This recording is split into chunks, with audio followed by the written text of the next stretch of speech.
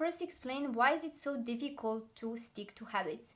If you notice that in the beginning you try to do a new habit, maybe going to the gym, waking up early in the morning, working on your business, not scrolling on your phone, and you manage to persist for a few days, maybe a few weeks, but then you quit. Basically, it's too difficult and you quit. What happened in that case is that most likely your brain has not developed a brain circuit that is in charge of that habit. So what does that mean? When we have a habit that we do have a brain circuit for, the habit becomes automatic, basically effortless. That is why, for example, we can walk without thinking. We can also sit down and watch Netflix without thinking because we have a brain circuit for that. We can also talk without too much thinking. That is because we have a dedicated circuit for this action.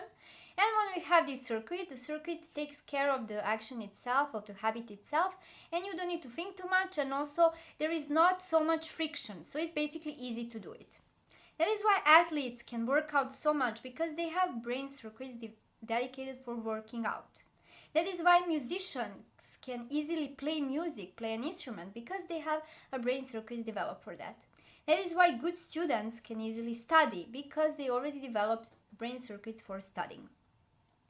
So if you really resist a habit and it's really hard for you to stick to it, it might mean that you don't have a brain circuit dedicated for that.